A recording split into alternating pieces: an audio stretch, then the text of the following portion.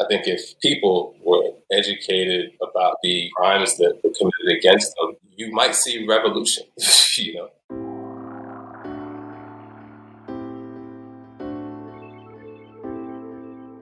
My name is Shaka King. I am the co-writer, director, and one of the producers of Judas and the Black Messiah.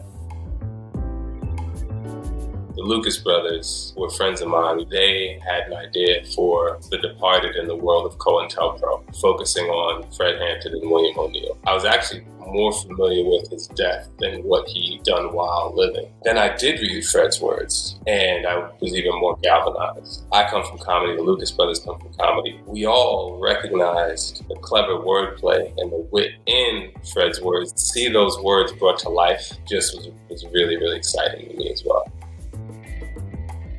I'd seen Eyes on the Prize as a child, but I find it interesting that we never watched Eyes on the Prize 2, which focuses on specifically the Black Power movement.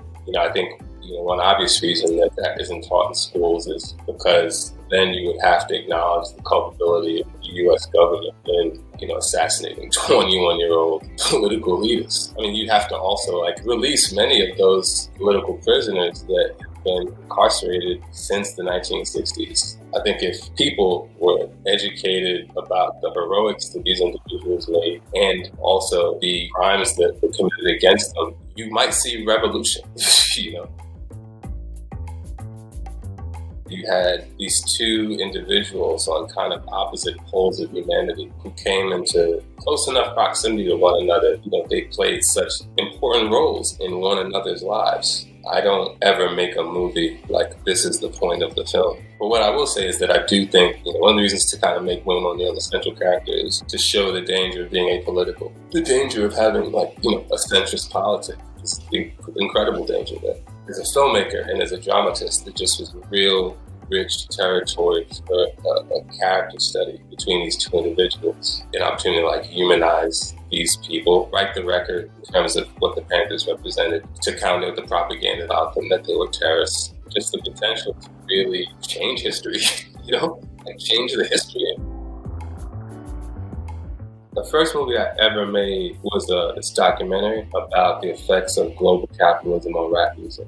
Basically, there was this time in the 90s when groups like Public Enemy, and even NWA, making incredibly political statements. If the music had continued on that trajectory, we'd be in a different place societally, almost as if a record could start a revolution. I always say every piece of art, consumer art, is propaganda, whether you acknowledge so or not. I think when you have that understanding, then you understand the power of anything you make as a creative person. This idea of fake news, it's all fake news. Everything is an interpretation of the truth. And then you think about what Fred was doing and why Fred was so dangerous, because Fred recognized that in order for a revolution to take place, you really had to radicalize the poor white class, poor white masses. They've been radicalized, by white supremacists throughout American history, being radicalized against their interests. One could argue, next to, arms, they're the greatest weapon. Is this something that a viewer of our film could come away from thinking about? It'd be nice if that were the case.